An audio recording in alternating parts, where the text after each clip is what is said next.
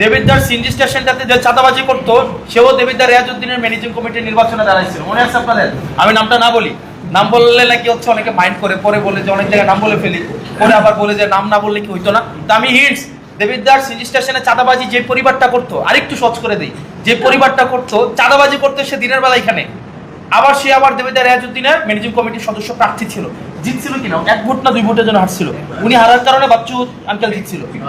আরো সহজ করে দিচ্ছি, 1 ভোট না 2 ভোটে হারছিল, পরে উনি হারার কারণে দেবিদ্বারের ওই যে পুরান বাজারের বাচ্চু আঙ্কেল জিতছিল। তাহলে দেখেন আপনি, উনার শিক্ষা নিয়ে কোনো গবেষণা নাই, শিক্ষা নিয়ে কোনো কাজ নাই, উনি জানেন, উনি নিজেই তো হচ্ছে শিক্ষার বৈতরণী উত্তীর্ণ হইতে পারে নাই, তো উনি আসলে কি শিক্ষা ক্ষেত্রে কি করবে বলেন? তো উনারাই এগুলাতে ম্যানেজিং কমিটি কেন হইতে চায়? কারণ সামাজিক প্রভাব, একটা রাজনৈতিক একটা প্রভাব। আমার মূল ম্যান্ডেটটা প্রথম যেটা, দেবিদ্বারের শিক্ষা ক্ষেত্রকে রাজনীতির বাইরে আমাকে নিয়ে যেতে হবে।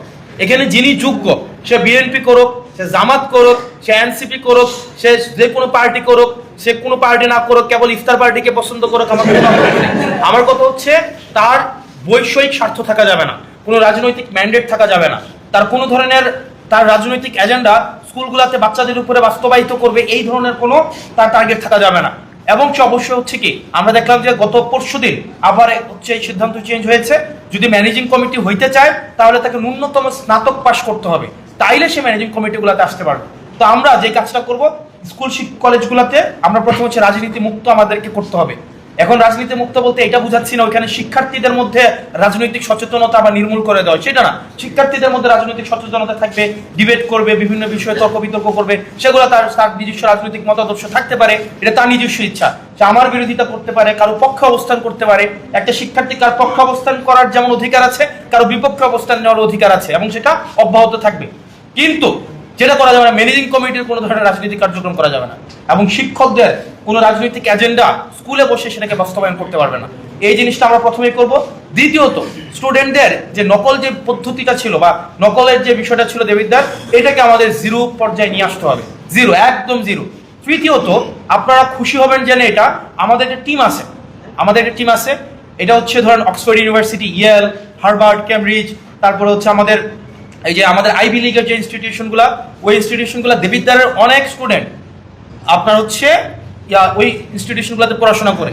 এই পলিসি টিমটাকে লিড দিচ্ছে ঢাকা ইউনিভার্সিটির প্রফেসর হিমেল, এবং এটাতে আমাদের তারিক ভাই আছে, ইমরান হাসান ভাই আছেন। ওনারা পুরা শিক্ষাটা নিয়ে একটা পলিসি করছে, কিভাবে আমরা হচ্ছে এটাকে আমাদের এই শিক্ষার মানটা বাড়াইতে পারি, এবং আমরা বিভিন্ন জায়গা থেকে ছাত্ররা যেন আসে, ছাত্র অভিভাবকরা যেন দেবিদ্বারে আসে, সেটার জন্য যেন আমরা একটা স্টাডি ফ্রেন্ডলি বা স্টাডি ইনডিউসিভ একটা এনভায়রনমেন্ট ক্রিয়েট করতে পারি, সেটা একটা সামগ্রিক একটা পরিকল্পনা এখন চলছে। সেটির জন্য আমাদের কাজ করছে প্রফেসর হিমেল, এবং এটাতে ফুল লিড দিচ্ছে তারিক ভাই, ইমরান হাসান ভাই। একই সাথে আমাদের একটা মেথড আমরা নিব, সেটা হচ্ছে gifted and gifted. Talented and gifted হচ্ছে আমরা স্কুলগুলোকে কয়েকটা ক্রাইটেরিয়াতে ভাগ করব, 10টা হাই স্কুল, 10টা প্রাইমারি স্কুল, আর হচ্ছে কলেজগুলোতে এগুলোকে এই ক্যাটাগরিতে রাখবো। অর্থাৎ এরা অলরেডি স্ট্যান্ডার্ড, ওরা যেন স্ট্যান্ডার্ড মানটা ধরে রাখতে পারে, সেটার জন্য আমাদের সার্ভিলিয়েন্স মেকানিজম থাকবে। একটা গ্রুপ থাকবে এটা হচ্ছে ধরেন সাবস্ট্যান্ডার্ড, অর্ডিনারি। এটাকে কিভাবে স্ট্যান্ডার্ড বানানো যায়, আমরা 3 ধাপে স্কুলগুলোকে, কলেজগুলোকে এবং হচ্ছে কিন্ডারগার্টেনগুলোকে আমরা ভাগ করে ফেলবো, এবং সেগুলাকে আলাদাভাবে আমাদের প্রশাসনিক কর্মকর্তা, আমাদের শিক্ষক প্রতিনিধি, আমাদের শিক্ষক কর্মকর্তা, ওদেরকে দিয়ে আমরা যেন এগুলোকে সার্ভিলিয়েন্সে থাকে। এবং শিক্ষার যদি উন্নতি করতে চান, অবশ্যই 3টা জিনিস লাগবে, ছাত্র, শিক্ষক এবং অভিভাবক, এই 3টার ফিউশন লাগবে। আপনার শিক্ষক ছাত্রকে পড়াইলো, আর দিন শেষে ছাত্র আবার বাসায় গেল, অভিভাবকের এখানে পার্টিসিপেশন নাই, কখনোই ভালো রেজাল্ট করতে পারবে না। সেই জন্য আমরা যেটা করব, অভিভাবকের জন্য অ্যাক্টিভ পার্টিসিপেশনটা নিশ্চিত হয়, সেজন্য আমরা অভিভাবকদের জন্য গ্রুমিং সেশনের আমরা হচ্ছে ব্যবস্থা করব, এবং সেটা হচ্ছে ঈদের পর থেকে। ঈদের পর বললে এটা হচ্ছে এমন কিছু সামথিং আনরিয়াল এবং সামথিং আমার হ্যাপেন্স মনে হয়, ঈদের পর থেকে, এটা হচ্ছে রোজার পর থেকে, মানে মার্চের পর থেকে, আরো স্পেসিফিক আমরা এপ্রিল থেকে এই কার্যক্রমটা হাতে নেব। এবং আপনারা জাস্ট অপেক্ষা করেন, 6টা মাসের মধ্যে আমাদের এটা দৃশ্যমান একটা হচ্ছে আমাদের একটা প্রোগ্রেস থাকবে। হাই স্কুলগুলোকে বলা হয় ফিডার ইনস্টিটিউশন, মানে এগুলো উচ্চশিক্ষার জন্য কলেজে এবং বিশ্ববিদ্যালয়ের ছাত্র ফিট করে, মানে প্রোভাইড করে, এই কারণে হাই স্কুলগুলোকে বলা হয় ফিডার ইনস্টিটিউশন। আপনি যদি দেখেন 2015 পরবর্তী সময়ে এই ফিডার ইনস্টিটিউশনগুলোতে যে ছাত্ররা আসছে, তারা কিন্তু বেশিরভাগ ক্ষেত্রে যেটা হয়েছে যেমন 2014 সালে দেবিদ্বার হাই স্কুলের প্রথম নকল ঢুকছে, তাই না? 2014 সালে হাই স্কুলে প্রথম নকল ঢুকছে। আমরা তখন এসএসসি পরীক্ষা দিই 2014 সালে, এবং তখনকার সময় ম্যানেজিং কমিটির যারা নির্বাচিত হওয়ার জন্য আসতেন, তখন তারা বলতেন যে আমাকে যদি তোমরা নির্বাচিত করো তোমাদের পরীক্ষা আমরা সহজ করে দিব, এবং ওনারা এটা বলে প্রচারণা চালাইতো। এবং আমরা অনেকেই, এখানে আমার ব্যাচমেট আছে অনেকগুলা, আমরা অনেক ব্যাচমেট এটাকে রিজেক্ট করছিলাম যে নকল নিব না বা আমাদেরকে চিরকুট দিবে না, এটা রিজেক্ট করছিলাম। এই রিজেক্ট করার কারণে আমরা শিক্ষকদেরও প্রতিরোধের শিকার হয়েছিলাম, যে শিক্ষক আলাদা করে ডাকাই নিয়ে, হ্যাঁ এত কষ্ট করে জীবনে সংগ্রাম করে গিয়ে নকল দিয়ে আসছি, এখানে তোমরা রিজেক্ট করছো, এটা তো আত্মসম্মানের বিষয়। এই যে দেখেন নকলের ইন্ট্রোডিউস হইলো স্কুলগুলোতে 14 পরবর্তী সময়ে নকলের ইন্ট্রোডিউস হইলো। আপনি যতই দেখবেন ভোট চুরি হয়েছে, যাই হয়েছে, পরীক্ষার্থীরা কিন্তু মনে মনে আওয়ামী লীগকে চাইতো। প্রত্যেকটা পরীক্ষার্থী, এসএসসি পরীক্ষার্থী এবং এইচএসসি পরীক্ষার্থী, তারা কিন্তু মনে মনে ভাবতো যাই হোক সরকার পতন হোক, যাই হোক মাগার আমার পরীক্ষার পরেই হোক, এটা কিন্তু ভাবতো। তো দেখেন এটার কারণে যেটা হয়েছে যে আমাদের ফিডার ইনস্টিটিউশনগুলো নষ্ট হয়ে গেছে দুইটা কারণে। নাম্বার 1, ভর্তি প্রক্রিয়াটা এটা ছিল ত্রুটিপূর্ণ একটা ভর্তি আপনার প্রক্রিয়া, যে আসছে লটারিতে কেউ ভর্তি হইতে পারছে, কেউ হইতে পারে নাই, এটা একটা ত্রুটিপূর্ণ প্রক্রিয়া। দ্বিতীয়ত, আপনার যখন একটা শিক্ষার্থী জানে যে সে যদি শুধুমাত্র পাশ করে যায় সে পরীক্ষায় এ প্লাস পাবে কনফার্ম, মানে শুধুমাত্র টাইম বাই করলে সে এসএসসিতে এ প্লাস পাবে, এইচএসসিতে মোটামুটি একটা ভালো রেজাল্ট করতে পারবে, তার পড়তে হয় না। সেজন্য যেটা হয়েছে, এবং টিচারদের মধ্যেও কিন্তু একটা অনাগ্রহ কাজ করেছে, কারণ পড়ায় লাভ আছে, কারণ পড়ায় তো লাভ নাই, কারণ পরীক্ষা তো যেটা হওয়ার ওইটাই হবে। তো এই ত্রুটিপূর্ণ একটা সামগ্রিক প্রক্রিয়ার মধ্য দিয়ে প্রথম যেটা শিকার হয়েছে দেবিদ্বারের, আপনারা বলেন কলেজ, কিন্তু আমি বলি দেবিদ্বারের দুইটা হাই স্কুল, এক হচ্ছে দেবিদ্বার মফিজউদ্দিন, দেবিদ্বার রেয়াজউদ্দিন, রাজা মেহের, জাফরগঞ্জ, এই যে স্কুলগুলো আছে, এই স্কুলগুলা হচ্ছে রেজাল্ট ভয়াবহ রকমের খারাপ করেছে, এবং এটা হচ্ছে স্টুডেন্ট কলেজগুলোতে ফিট করা কমাই দিছে। কিভাবে কমাই দিছে? যারা ভালো করতে পারে, যারা ভালো করবে, উচ্চশিক্ষার আগ্রহ আছে, তারা এলাকায় এমনিও থাকবে না, তারা কুমিল্লা বা ঢাকামুখী হবে, ভিক্টোরিয়া কলেজে পড়বে, ইস্পাহানিতে পড়বে, নটরডেম, হোলি ক্রস, ভিকারুননিসাতে পড়বে। সুতরাং এরপরে সেকেন্ড লেয়ারের যারা চান্স পাইতো না কিন্তু ভালো ছাত্র, তাদের জন্য মূলত এই কলেজগুলো ছিল। আবার বোঝেন, যারা চান্স পাবে না ওই কলেজগুলোতে কিন্তু ছাত্র ভালো, হয়তো আসন সীমিত থাকার কারণে তারা ওই জায়গাগুলোতে ভর্তি হইতে পারে নাই, কিন্তু ব্রিলিয়ান্ট স্টুডেন্ট তারা কিন্তু এই কলেজগুলোতে ভর্তি হইতো। আনফর্চুনেটলি দেখলো যে এই কলেজগুলোতে তখন আসলে ওই রকমের ওই যে ম্যানেজিং কমিটি, ওই রকমের শিক্ষক, যেমন আপনার এই কলেজটাকে আপনি দোষ দিয়ে লাভ নেই, এই কলেজের টিচার লাগবে 45 জন, এখানে টিচার কতজন আছে জানেন আপনারা? গেস করেন তো, এখন কতজন আছে? 26 জন আছেন না? লাগবে 45 জন, আছে 26 জন, 6টা ডিপার্টমেন্টের টিচার নাই। এরপর হচ্ছে এখানে কোনো সার্ভিলিয়েন্স মেকানিজম নাই, যার কারণে আপনার ক্রমশ এই শিক্ষা ব্যবস্থাটা ভেঙে পড়েছে। এবার আসেন, এগুলো তো প্রবলেম, এগুলোর সলিউশন কি? এগুলোর সলিউশন হচ্ছে, আমি দেবিদ্বারে যখন আমি শুরুটা করেছি, আমি শুরুটাই করেছি এই শিক্ষা দিয়ে। আমি দেবিদ্বার যখন প্রথম আসছি, আপনারা যদি মনে করে থাকেন, যদি স্মৃতির পিছনে যেতে থাকেন, আপনারা দেখবেন দেবিদ্বার আমি শুরুই করছিলাম স্টুডেন্ট ফেস্ট দিয়ে। মাঝে মাঝে গ্রুপে আসে যেটা মানে গিফটগুলো দেই না কেন বা পুরস্কার দিই কেন, ওইটা হচ্ছে ঝড় হয়েছিল না একটা, একদম পুরস্কার ঘোষণার আগে ওই ঝড়ে হচ্ছে পাতা পুতো ঘুরে চলে গেছে। এখন কারো ফার্স্ট সেকেন্ড হয়েছিল, এগুলো হচ্ছে সত্যি কথা এগুলো নাই, খুঁজে পাইতেছি না। এখন পুরস্কারও রেডি, সবই রেডি।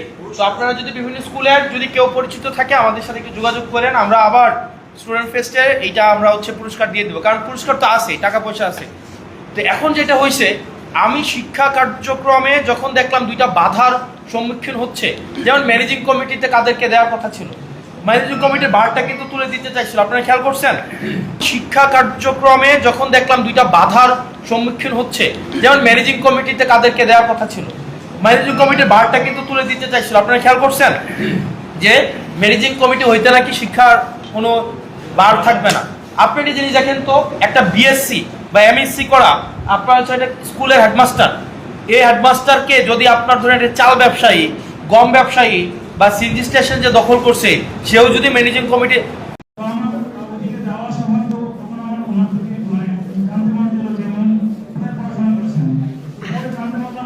জাফরগঞ্জ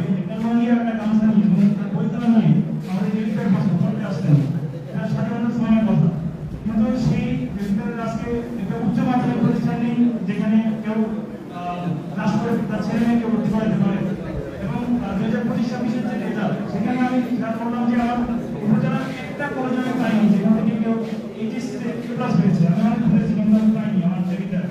কিন্তু পাশের কোনো উপজেলার দিকে আমরা তাকাই, যদি আমরা বুড়িচুরের দিকে তাকাই, সেখানে পাড়াওয়ালা বুড়িচুর আছে, কলেজ আছে, সোনামানা কলেজ আছে, তিনি গ্রামাগলাতে আছে, মুজাফর হোসেন কলেজ, আমার পাশের উপজেলা নুরুল আছে, কলেজ, কিন্তু শুধুমাত্র আমার দেবিদ্যারই নেই। তো মাননীয় বিভাগের কাছে প্রশ্ন হচ্ছে, আপনি দেবিদ্যার যে উচ্চ মাধ্যমিক বিভিন্ন কলেজ আছে সেগুলোর মান উন্নয়নের জন্য কাজ করবেন কিনা, পাশাপাশি আমাদের যে একটা ঐতিহ্যবান বোর্ড জোড়াতালি সরকারি কলেজ, সেটার মান উন্নয়নের কাজ করবেন কিনা। আমি যেন খুব কয়েকটা বলছি, তো আশা করি এবার বিস্তৃত হবে। ধন্যবাদ। আচ্ছা, কি কথা মানে আমার কথা কি স্পষ্ট শুনতে পাওয়া যায়? আমার কথা কি স্পষ্ট শুনতে পাওয়া যায়? ঠিক আছে,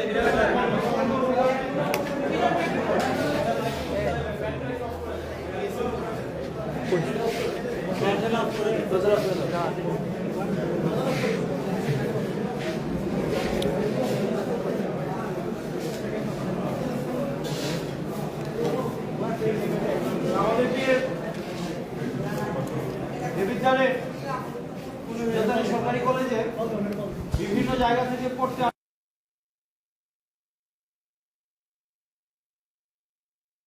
যদি বলি আপনাদের কাছে মনে হইতে পারে আমি অনেক আগের কথা বলতেছি বা মুরব্বী টাইপের কথা মনে হইতে পারে। এই কলেজে যেন অনেক দূর থেকে এসে পড়তে পারে দুইটা সিস্টেম প্রচলিত ছিল। একটা ছিল লজিং সিস্টেম, আর আরেকটা দুইটা ছাত্রাবাস ছিল, কামাল ছাত্রাবাস আর রফি ছাত্রাবাস। এই সুজাতালী সরকারি কলেজে বিভিন্ন প্রান্ত থেকে, বিভিন্ন উপজেলা থেকে, বিশেষ করে মুরাদনগর, উটি, চৌমনি, কসবা, ওই দিক থেকে হচ্ছে ইলিয়াটগঞ্জ, আখাউড়া, ওই জায়গাগুলো থেকে এদিকে পড়তে আসতো। এখন কালের পরিক্রমায় যেটা হয়েছে, আমাদের এই প্রতিষ্ঠানগুলোতে যারা শিক্ষকতা করে বা যারা দেবিদ্বারে থাকে, তাদের সন্তানদেরকেই তারা আবার কুমিল্লা পড়তে পাঠায় বা ঢাকায় পড়তে পাঠায়। এটার কারণ অনেকগুলা কারণ আছে। এটা মানে কিছু সামাজিক কারণ আছে, রাজনৈতিক কারণ আছে। তো সার্বিক বাস্তবতা এটার কিছু আবার ন্যাশনাল কিছু রিজন আছে। যেমন আমি গত কিছুদিন আগে যেটা পার্লামেন্টে প্রথম যে ইস্যুটা উঠাইছিলাম,